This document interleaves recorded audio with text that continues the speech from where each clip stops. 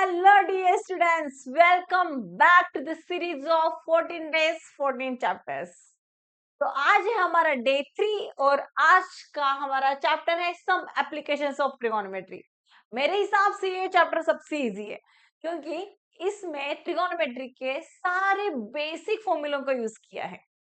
अब सारे आपको ट्रिगोनोमेट्रिक रेशियोज तो पता ही होंगे, अब तक आपने उसको याद कर ही लिया होगा, साथ साथ में उसके एंगल्स की भी वैल्यूज आपने याद कर ही ली होगी। तो बस इस चैप्टर में हमको उसका ही यूज करना है।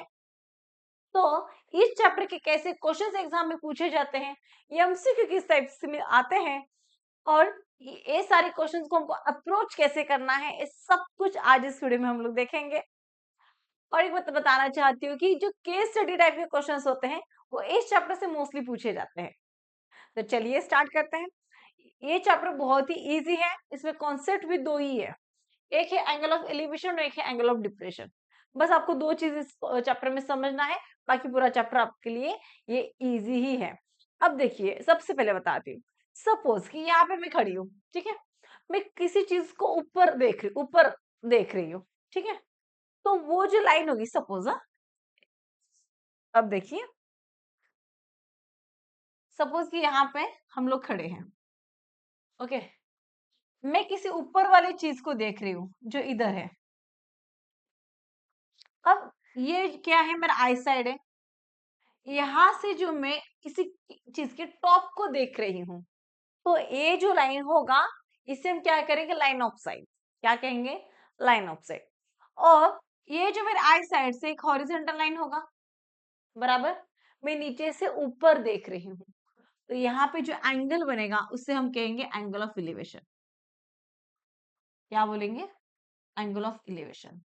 ठीक है, कौन सा एंगल ऑफ एलिवेशन क्या है, हॉरिजॉन्टल लाइन। कौन सी हॉरिजॉन्टल लाइन, आपने आई साइड से हॉरिजॉन्टल लाइन, ओके, ये हॉरिजॉन्टल लाइन।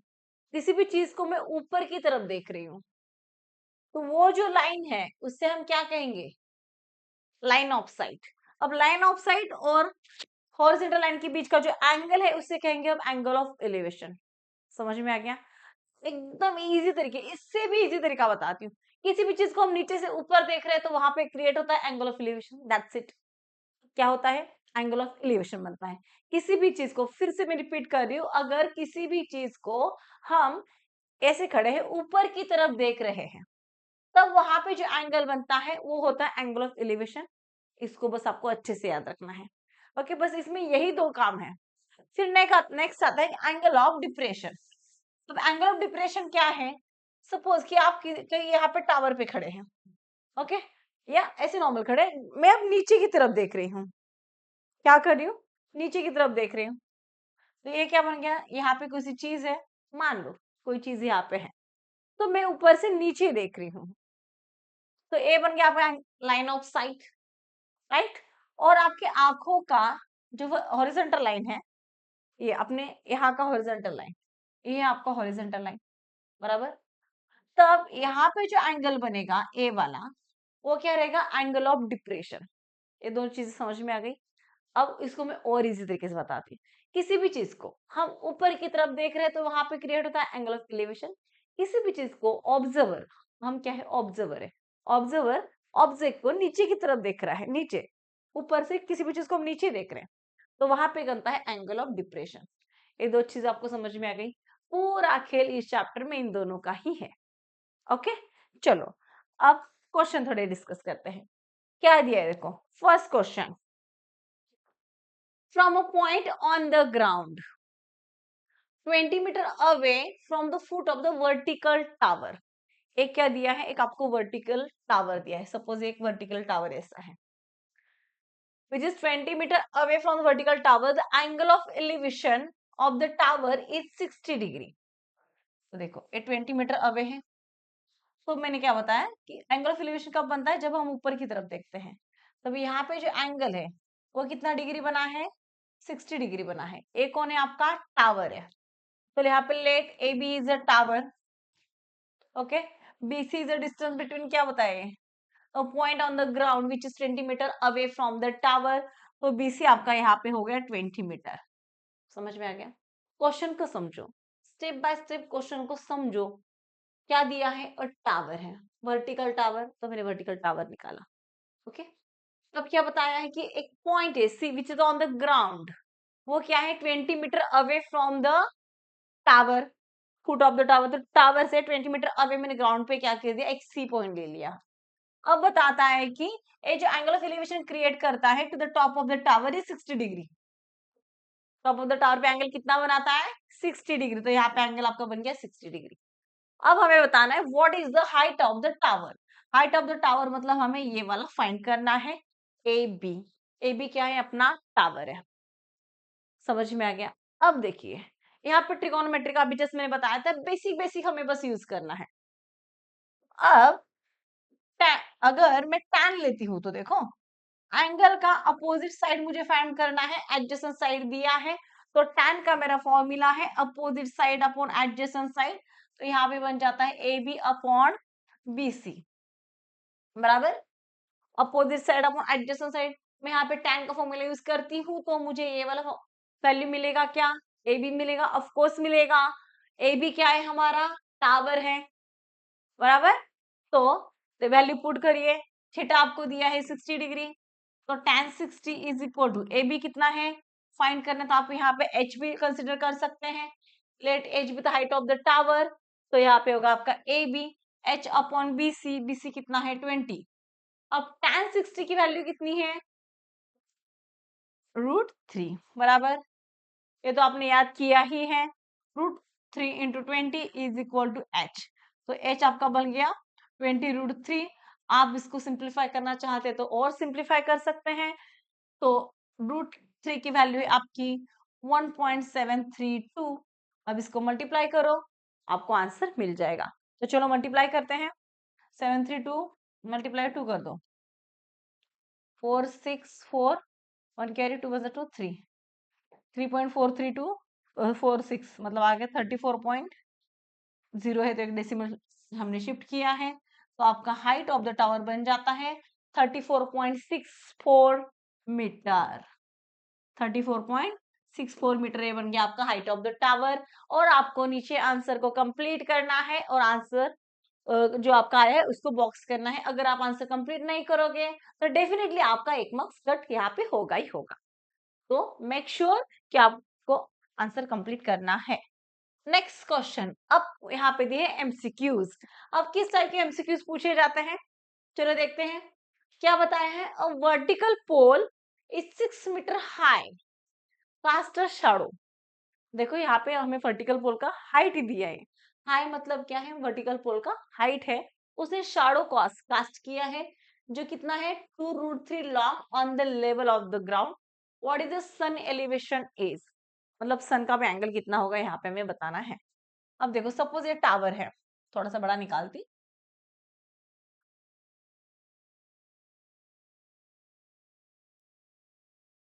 सपोज ये क्या है, एक आपका टावर है, इधर करती हूँ, ये क्या है, टावर है।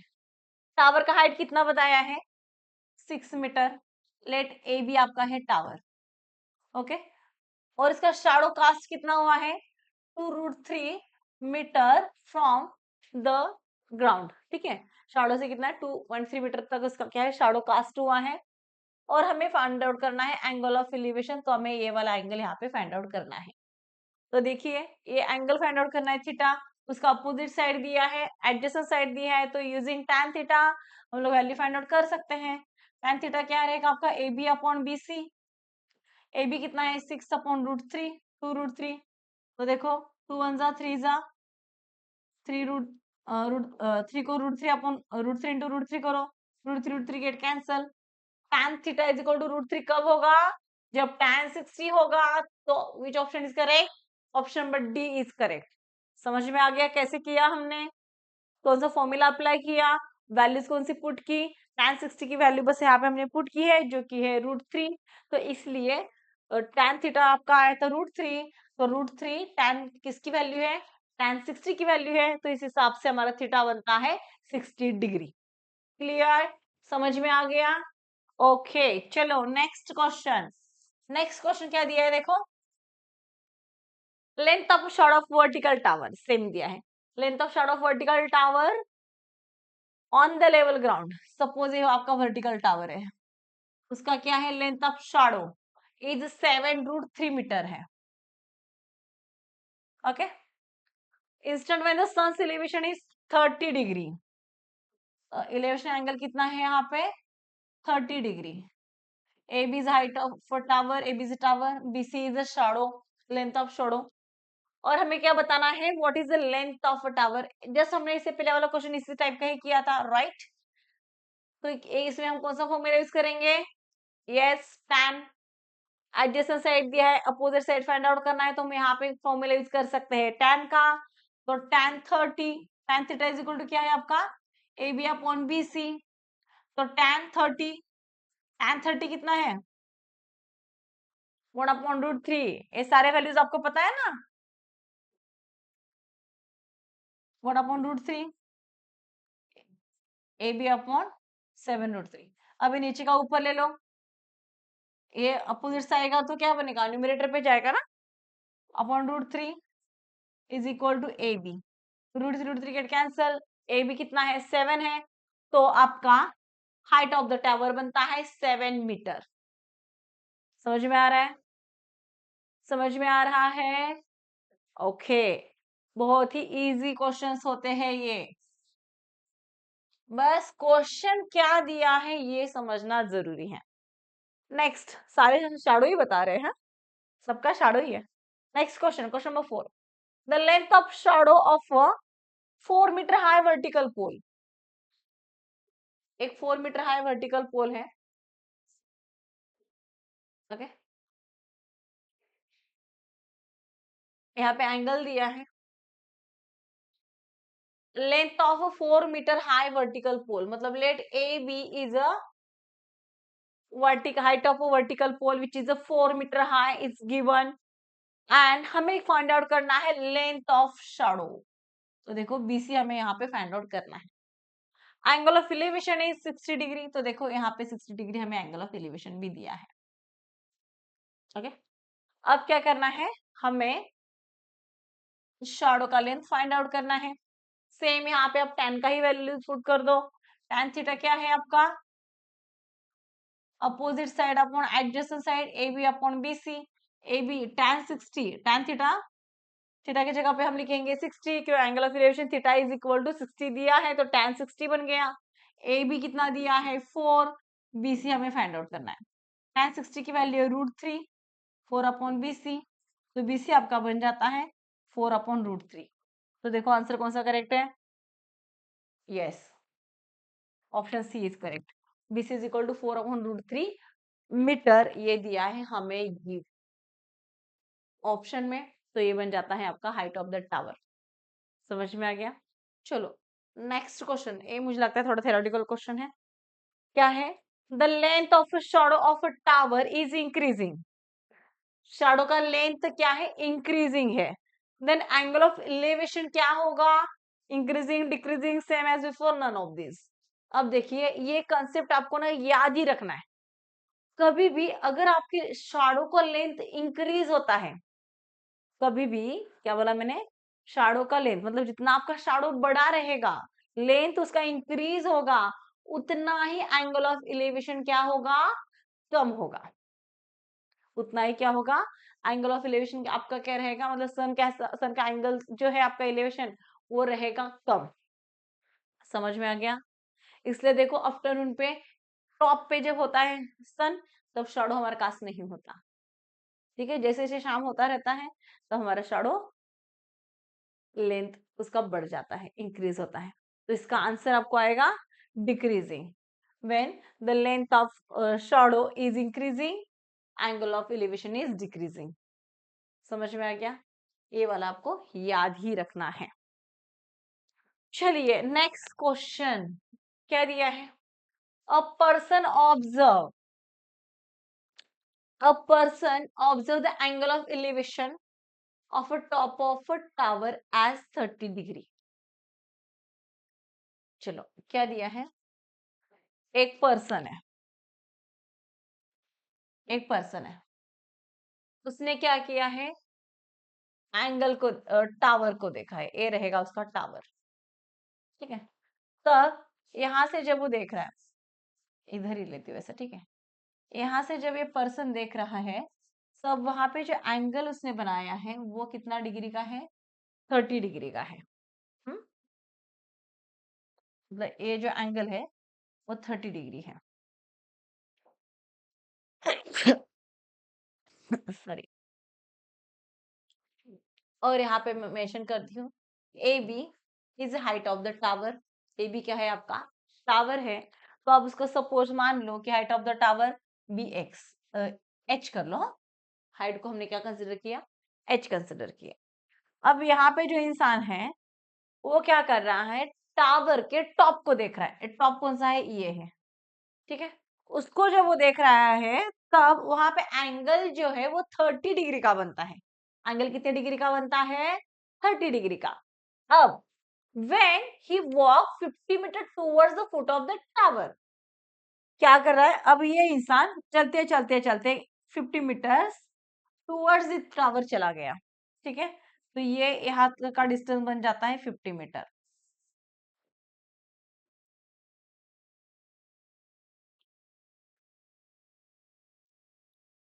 ठीक है। तब जो एंगल बनता है, अब यहाँ से ऊपर देखेगा तो यहाँ पे जो एंगल बनेगा वो बनता है 60 डिग्री का। देखो, the elevation of top of the tower is 60 degree.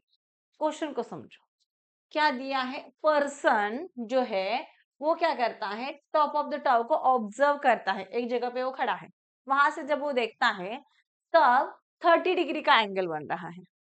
लेकिन जैसे वो 50 मीटर गया, किसके पास? टावर के पास 50 मीटर, ये यहाँ से लेके वहां तक 50 मीटर वो आगे जाता है, तब वो जाके जब टावर को देखेगा तब उसका एंगल बनता है 60 डिग्री। Is that clear? समझ में आ गया? ओके। अब हमें बताना है ये टावर का जो हाइट है वो हमें फाइंड आउट करना है। ओके। अब देखिए, अगर मैं tan की वैल्यूज पुट करूंगी या sin cos tan जो भी है, किसी भी रेशियो की वैल्यू पुट करूंगी, तब अगर tan सपोज, तो मुझे ये वाली साइड तो यहाँ पे दी ही नहीं है।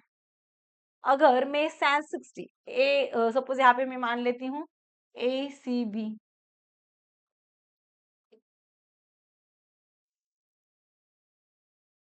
ए सी पॉइंट है, ए डी है, ठीक है। सी डी हमें 50 दिया है। अब बीडी के बीच का डिस्टेंस सपोज मैं एक्स मान लेती हूँ। अब ये मैं क्यों मान रही हूँ? क्योंकि मुझे ये हाइट फाइंड आउट करने के लिए एडजेसेंट साइड ही पता होना चाहिए। बस मेरे पास एंगल दिया है, बराबर। ओके। तो मुझे ये पता होना जरूरी है, क्या? एक्स। इन दोनों के बीच का डिस्टेंस कितना है ये जब मुझे पता चलेगा तभी मैं इसकी वैल्यू फाइंड आउट कर पाऊंगी, बराबर ना। कुछ तो दो वैल्यूज हमें पता होनी चाहिए, इसलिए मैंने यहाँ पे इसको एक्स कंसिडर किया। अब देखिए, जो tan 60 रहेगा, जो tan 60 रहेगा वो क्या होगा? ए वाला ट्रायंगल। अब इसको छोड़ दो, बस इसको ट्रायंगल को कंसिडर करो।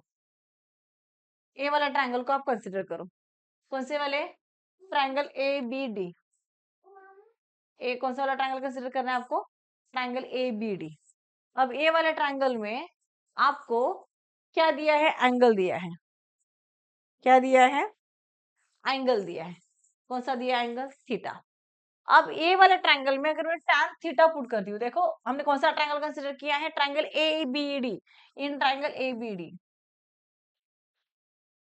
ओके, इन ट्रायंगल एबीडी में tan थीटा क्या रहेगा आपका? Opposite side. अपोजिट साइड कौन है? ये ए बी है। तो ए बी अपॉन क्या रहेगा? बी डी, बराबर। ओके। तो tan दिया है हमें tan 60 is equal to A B कितना हमने लिया है? h किया है, और बी डी को हमने यहाँ पे x कंसिडर किया है, बराबर। देखो हमने कंसिडर किया है, यस किया है। tan 60 की वैल्यू कितनी है? √3 है, is equal to h upon x.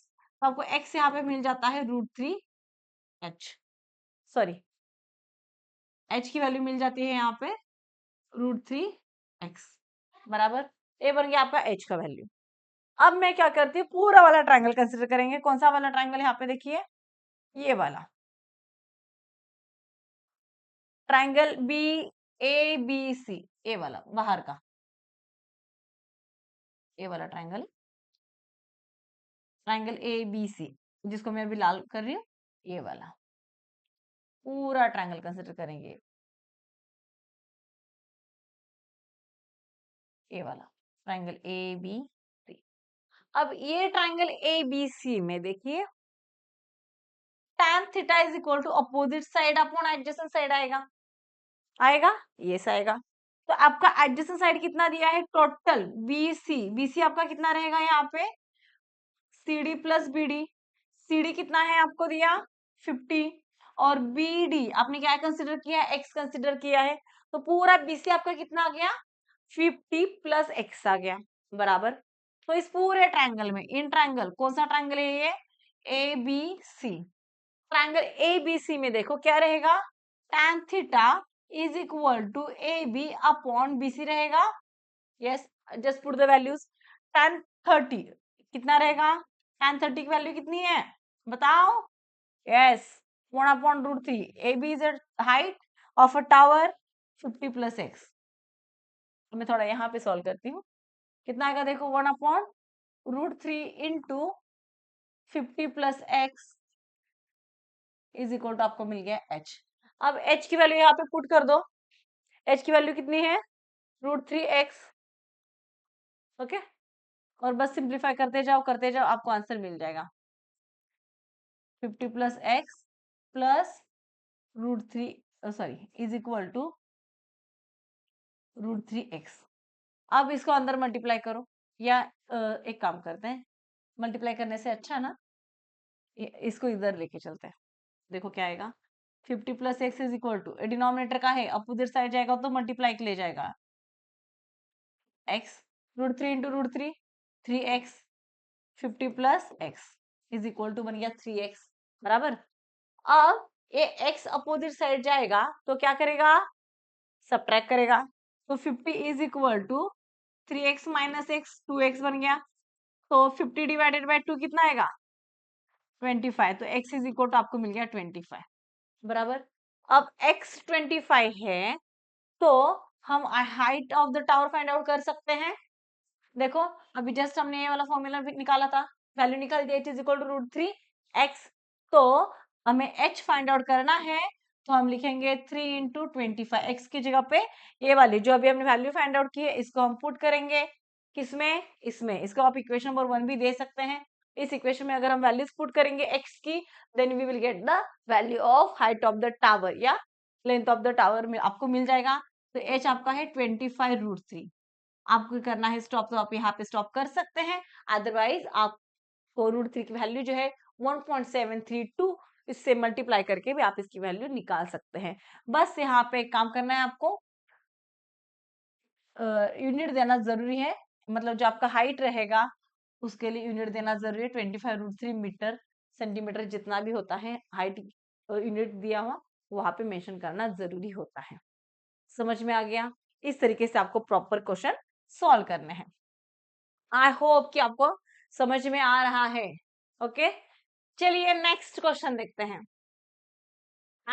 as observed from the top of a 75 meter tall lighthouse, एक 75 मीटर का क्या है लाइट हाउस है, वहां से क्या कर रहा है ऑब्जर्वर देख रहा है the angle of depression of 2 ships, मतलब देखो एक टावर है, एक कौन सा टावर है एक लाइट हाउस है, ठीक है ऑब्जर्वर क्या है यहां से देख रहा है, ऑब्जर्वर क्या कर रहा है यहां से वो देख रहा है, किसे देख रहा है 2 शिप्स, 2 शिप्स को देख रहा है और एंगल ऑफ डिप्रेशन बन रहा है। देखिए मैंने अभी से पहले भी बताया था कभी भी हम किसी भी चीज को ऊपर से नीचे की ओर देखते हैं, किसी भी चीज को अगर हम ऊपर से नीचे की ओर देखते हैं तब वहां पे बनता है एंगल ऑफ डिप्रेशन। मैं देखो बार बार बता रही हूँ एंगल ऑफ डिप्रेशन और एंगल ऑफ इलेवेशन ये दो चीजों में आपको हमेशा कंफ्यूजन होता है, बस ये पूरे चैप्टर में अगर आप ये दो चीज समझ लेते हो तो पूरा चैप्टर हो जाता है ये, ठीक है किसी भी चीज को अगर हम ऊपर से नीचे की ओर देख रहे हैं तब वहां पे बनता है एंगल ऑफ डिप्रेशन।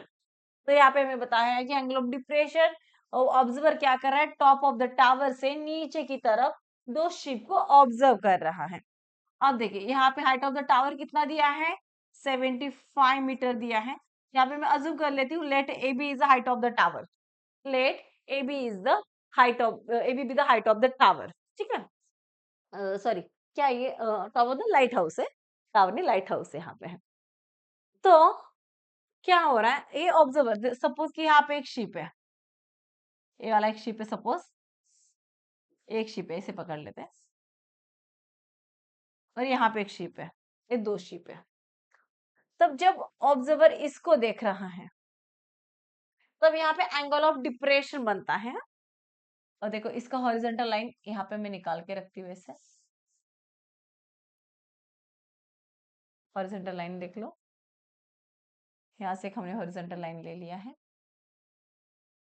अब एंगल ये जो बनता है एंगल ऑफ डिप्रेशन, ये कितना है डिग्री का, 30 डिग्री का है, ठीक है। सॉरी मैं थोड़ा सा उल्टा हो गया, इसको पहले देखिएगा ना ये। तो यहाँ पे जो एंगल बनता है वो बनता है एंगल ऑफ डिप्रेशन 30 डिग्री का, ठीक है। अब नेक्स्ट जो दूसरा शिप है, यहाँ पे सेकेंड शिप है, तो जब ऑब्जर्वर इसको देखता है, तब जो पूरा एंगल ऑफ डिप्रेशन है वो बनता है आपका 45 डिग्री का।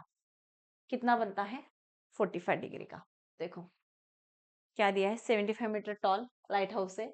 जब भी हम ऑब्जर्वर कहाँ से देख रहा है, from the top of the light house, वो दो शिप को देख रहा है, तब एंगल ऑफ डिप्रेशन बनता है एक 30 डिग्री और एक बनता है आपका 45 डिग्री।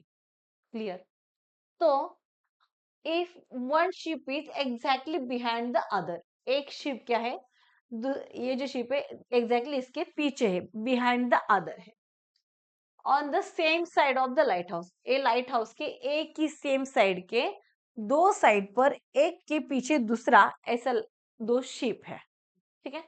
तब हमें फाइंड आउट करना है what is the distance between two ship, मतलब ये दो शिप के बीच का डिस्टेंस कितना होगा, ये हमें क्या करना है, फाइंड आउट करना है। अब इससे पहले का तो सही था, एंगल ऑफ एलिवेशन था, बस समझ लेते थे कि एडजेसेंट साइन दिया है, अपोजिट साइड दिया है, बस फॉर्मूला अप्लाई करो एंड वैल्यू फाइंड आउट करो। अब यहाँ पे क्या करें, क्योंकि हमें क्या दिया है, लाइट हाउस का लेंथ दिया है, हाइट दिया है, लेकिन बेस का कुछ दिया ही नहीं है। इनफैक्ट हमें टू शिप के बीच का डिस्टेंस फाइंड आउट करना है, तो कैसे करना है। जब भी ऐसे क्वेश्चंस आते हैं तो एक चीज आपको ध्यान रखनी है। अब वो कौन सी चीज है, अब देखिए मैं क्या करती हूँ ना, इनको पहले ज्वाइन कर लेती हूँ, ऐसे ना इनको पहले हम लोग ज्वाइन कर लेते हैं। Let A B is a tower, sorry lighthouse, C एक शिप है, सपोज मान लो बी एक दूसरा शिप है, ठीक है। अब देखो यहाँ पे, इधर देखो, ये ऑब्जर्वर का हॉरिजॉन्टल लाइन है, ये लाइन ऑफ साइट है, ये ऐसे देखो यहाँ पे जेड बन रहा है क्या, देखो जेड बन रहा है, यस। मतलब ये एंगल और ये एंगल आपका सेम होगा क्या, जेड बन रहा है ना, हम लाइंस ऑफ एंगल में देखा है ये क्या है, कौन से एंगल बनते हैं, ये भी कितना बनेगा आपका 30 डिग्री का एंगल बनेगा, ठीक है। अब ये आपको 30 डिग्री मिल गया, सिमिलरली सिमिलरली आपको ये वाला भी जो एंगल है, एंगल ए सी बी, ये वाला जिसको मैंने अभी ब्लू पर्पल किया है, ये वाला जो एंगल है, ये टोटल आपका कितना है 45 है, तो ये भी आपका बन जाता है 45 डिग्री। देखो जेड में एंगल बन रहे हैं क्या, जेड शेप में बन रहा है, तो ये एंगल इज इक्वल टू आपका रहेगा ये एंगल। समझ में आ गया, यहां तक समझ में आ गया, चलो मतलब आपको एंगल तो मिल गया, ओके। अब पहले देखो ट्रायंगल, सॉरी, अब मैं लाइट हाउस से लेके इसका जो डिस्टेंस है बीसी का, मैं एक्स कंसिडर कर लेती हूँ, और दो शिप के जो बीच का डिस्टेंस है उसको मैं डी कंसिडर करती हूँ। Distance between two ship B D, और लाइट हाउस से लेके शिप नंबर 1 का डिस्टेंस मैं x कंसिडर करती हूँ। समझ में आ रहा है? अगर अब मैं देखो इन ट्रायंगल ए बी सी लेती हूँ तो tan थीटा, आपके पास यहाँ पे थीटा कितना है 45 डिग्री है। थीटा कितना है 45 डिग्री है। तो tan theta is equal to A B upon B C मिल जाएगा आपको। ओके, तो tan 45 degree is equal to A B. A B कितना है आपका 75, जो क्या है आपको गिवन है, बराबर ना। Height of A B upon B C ना ये, हाँ, तो ये क्या है 75 अपॉन एक्स है, बराबर 75 क्या दिया है आपको, height of the light house दिया है। tan 45 का वैल्यू कितना है 1, बराबर tan 45 का वैल्यू है 1 is equal to 75 upon x. तो एक्स आपको मिल जाता है x into 1, x is equal to 75 metre. तो लाइट हाउस से लेके फर्स्ट शिप का डिस्टेंस आपको यहाँ पे मिल जाता है 75 मीटर। क्लियर, यहाँ तक समझ में आ गया? यस, समझ में आ गया। अब दूसरा देखो, अब एक दूसरा ट्रायंगल कंसीडर करती हूँ in triangle A B A D B, sorry A, हाँ ए डी बी। अब यहाँ पे जो थीटा है वो कितना दिया है आपको 30 डिग्री। तो tan 30 कितना रहेगा आपका, opposite side upon adjacent side A B upon B D. अब बी डी कितना है टोटल आपका x प्लस डी, बराबर ना। पूरा ये हमने इसको x कंसिडर किया था, इसको कंसिडर किया था d, तो x प्लस डी। अभी हमने x का वैल्यू फाइंड आउट किया है जो कि है 75 मीटर।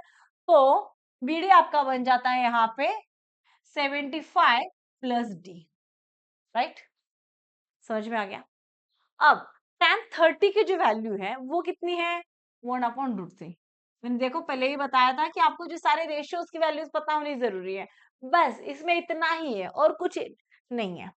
आप इसको सिंप्लीफाई कर दो, 75 plus D is equal to 7/√3। अब d is equal to 75 opposite side जाएगा तो क्या करेगा सब्ट्रैक्ट करेगा। अब इन दोनों में से हम 75 कॉमन ले सकते हैं, √3 माइनस 1। तो चाहे तो आप यहाँ पे स्टॉप कर दो, अदरवाइज आप इसको सिंप्लीफाई और कर सकते हैं। Put the value of √3, 75 minus into √3 की वैल्यू 1.732 और इसको बस आपको सिंप्लीफाई करते जाना है। तो 75 1.732 माइनस 1 0.732। ओके, आप इसको मल्टीप्लाई कर दीजिए, आपको मिल जाएगा इसका आंसर। देखो 7325 को 75 से मल्टीप्लाई कर दो, 10 1 carry, 15 plus 1 16 1 carry, 30 36, 14 1 carry, 21 plus 1 2 22, 49 plus 2 51। कितना आएगा आंसर 0 0 9 54.9।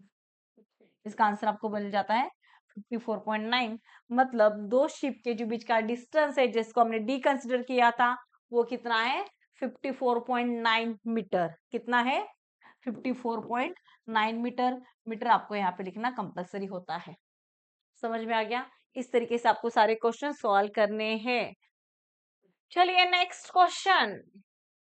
अब क्या दिया है, the horizontal distance between two tower is 140 metre and the angle of elevation, मतलब देखो कि सब angle of elevation of top of the first tower when see from the top of the second tower is 30 degree if the height of the second tower is 60 meter। अब देखो question को समझो, क्या बताया है, दो टावर है, ठीक है, दो टावर के बीच का डिस्टेंस कितना है, horizontal distance between two tower is 140 metre. कितना है 140 मीटर है, ठीक है।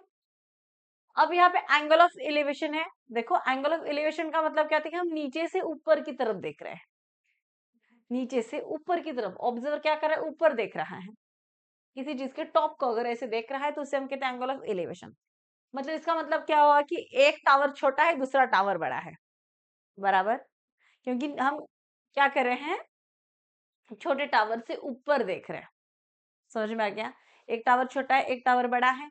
अब कौन सा टावर छोटा है, जिसके टॉप से हम दूसरे टावर को देख रहे हैं। तो किसके टॉप से देख रहे हैं? From the second tower. हम सेकेंड टावर से फर्स्ट टावर को देख रहे हैं, तो वहां पे एंगल ऑफ एलिवेशन जो है वो बनता है 30 डिग्री।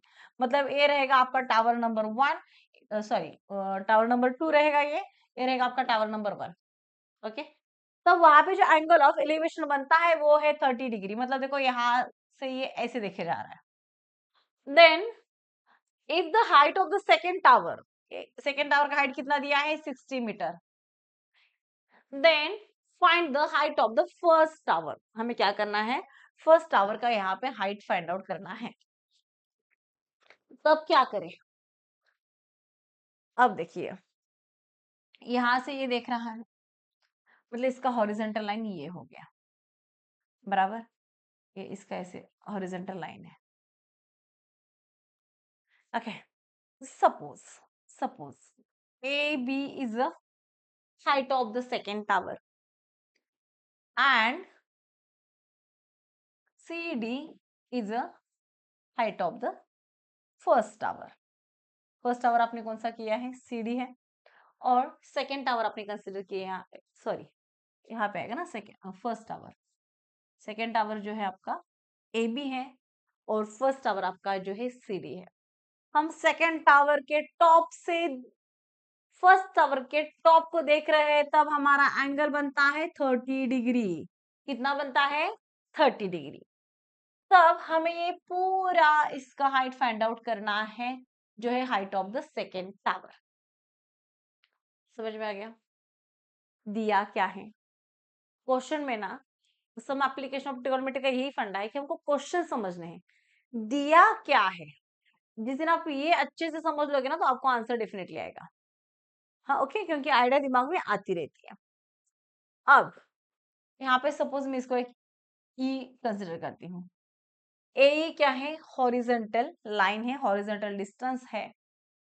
बीसी बीडी हमें दिया है 140 मीटर, तो डेफिनेटली आपका बी भी यहाँ पे होगा 140 मीटर, बराबर। अब A B is equal to E D रहेगा। क्यों? दोनों क्या है? पैरेलल है। हमने यहाँ पे रेक्टेंगल एक फॉर्म किया है ए बी ई डी, जहाँ पे A D is equal to आपका बी रहेगा। ओके, क्योंकि हॉरिजॉन्टल लाइन है, ग्राउंड से हॉरिजॉन्टल है ए, और यहाँ से ये क्या है? पैरेलल है। तो आपका यहाँ पे बनता है A B is equal to यहाँ पे होगा ई डी। मतलब ई डी जो है वो कितना रहेगा आपका? 60 मीटर रहेगा, बराबर। समझे? ईडी आपका रहेगा यहाँ पे 60। अब ईडी 60 है, हमें पूरा सीडी फाइंड आउट करना है। तो जो बी सी ई है, देखो सीडी को हमने क्या अज्यूम किया है? एच कंसिडर किया है, बराबर। Let CD is equal to h. CD भी हमने क्या कंसिडर किया है? एच किया है। तो सीडी कैसा है? सी प्लस ईडी है। ईडी आपके पास है 60, सीडी है आपके पास एच, तो सीई आप कैसे फाइंड आउट करोगे? CE is equal to h minus 60 होगा क्या? यस होगा। तो हमें जब सीई मिलेगा तब हम इसमें एच की वैल्यू पुट करेंगे, एच की वैल्यू से वो माइनस करेंगे, हमें मिल जाएगा, सॉरी सी जब मिलेगा तो 60 प्लस सी करेंगे तो हम पूरा एच की वैल्यू यहाँ पे मिल सकती है। समझ में आ गया? अब देखिए उसके लिए मुझे कौन सा ट्रायंगल कंसिडर करना पड़ेगा यहाँ पे? In triangle ACE, in triangle ACE। अब इस ट्रायंगल ACE में अपोजिट साइड कौन सी है? CE है। एडजेसेंट साइड कौन है? AE है। tan 30 कितना दिया है? 1/√3। tan 30 की वैल्यू कितनी है? 1/√3। CE आपके पास कितना है? H minus 60। और बी ए कितना दिया है? 140 दिया है। अब बस इसको क्या करो, आप सिंप्लीफाई करते जाओ, आपको एच का वैल्यू मिलेगा। तो चलिए करो, 140 ये डिनोमिनेटर है, अपोजिट साइड जाएगा तो न्यूमिनेटर पे जाएगा, 140 is equal to √3 into h minus 60। अब देखो 140 is equal to √3h minus 60 √3। अब √3 का वैल्यू कितना है 1.732। वैल्यू पुट करो, 6 2 जा 12 1 carry, 6 is 18 plus 1 19 1 carry, 6 7 is 42 plus 1 43 4 carry, 6 1 is 6 plus 4 10। तो आंसर आपका बनेगा 10 पॉइंट्स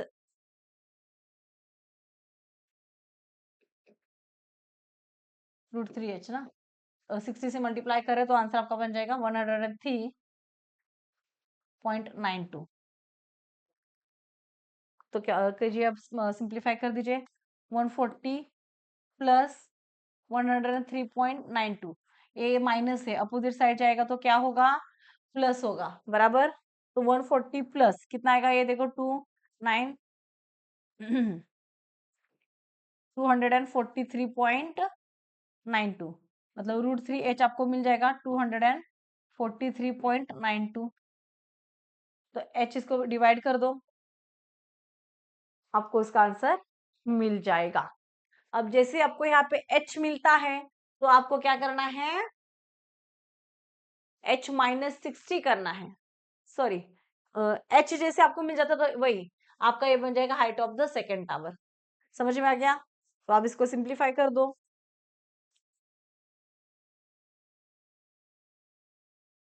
तो देखिए 243.92 डिवाइडेड बाय √3 कर दो, otherwise 243.92 multiply by 32 √3 divided by 3, rationalise the denominator कर देना और आंसर आपको मिल जाएगा। तो चलिए देखो 8 जा 81.304, सॉरी 6, आंसर आपका मिल जाएगा 81.306 मल्टीप्लाई फिर से आप 1.732 से कर दो √3 का वैल्यू, तो आपको यहाँ पे वैल्यू मिल जाएगा जो रहेगा आपका हाइट ऑफ द टावर। समझ में आ गया? बस इसका वैल्यू कितना आएगा आपको मुझे कमेंट सेक्शन में यहाँ पे बताना है, जस्ट कैलकुलेशन आपको इसमें करने हैं। चलिए नेक्स्ट क्वेश्चन दिया है, a person standing on the bank of a river and observe that the angle of elevation of the top of the tree is standing on the opposite bank is 60 degree. When he moves 40 meter away from the bank, find the angle of elevation to be the and he find the angle of elevation to be 30 degree. Find the length, sorry क्या है, height of the tree and width of the river। देखो question का समझो क्या दिया है, a boy, a person standing on the bank of the river, okay okay? और observer क्या करता है, एंगल ऑफ एलिवेशन करता है जो कितना है 60 डिग्री का है।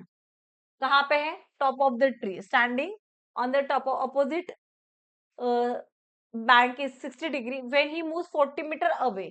मतलब सपोज ये आपका रिवर है, ओके okay? एक पर्सन यहाँ पे खड़ा है, यहाँ से क्या कर रहा है, एक ट्री को देख रहा है, तब यहाँ पे जो एंगल बनता है वो कितना डिग्री का बनता है, 60 डिग्री का एंगल बनता है। ठीक है, देखो let A B is a tree, height of a tree, a person standing on a point C, यहाँ पे मैं C कंसिडर करती हूँ। जब वो यहाँ पे खड़ा है तब जब ट्री के टॉप को देखता है तब एंगल कितना डिग्री का बनता है, 60 डिग्री का बनता है।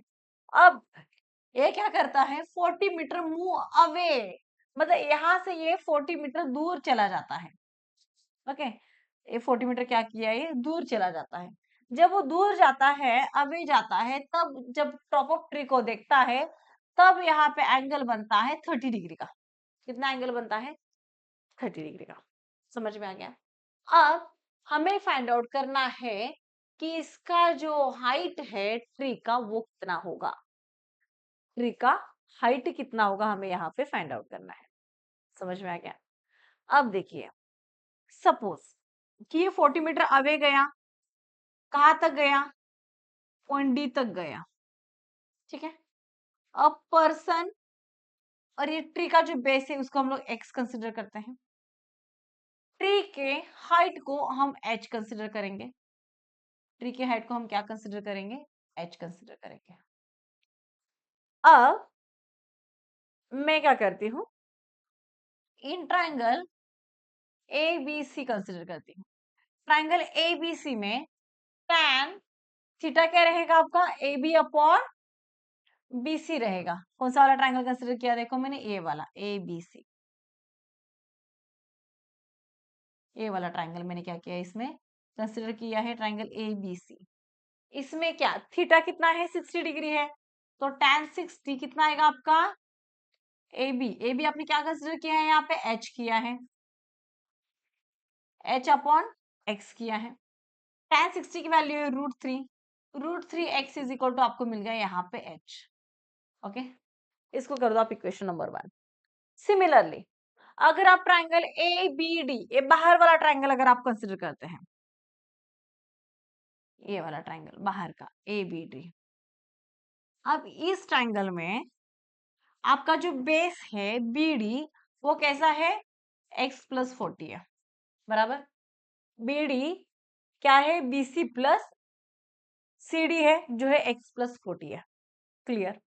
अब देखिए मैं अब कौन सा ट्राइंगल कंसिडर करूंगी? In triangle A B D, tan theta कितना है आपका? ए बी अपॉन पूरा है बी डी। ए बी कितना है आपका? h है। बी डी कितना है आपका? 40 प्लस x है। अब tan 30 की वैल्यू कितनी है आपकी? 1/√3। अब कर दो इसको simplify, √3h is equal to 40 plus x।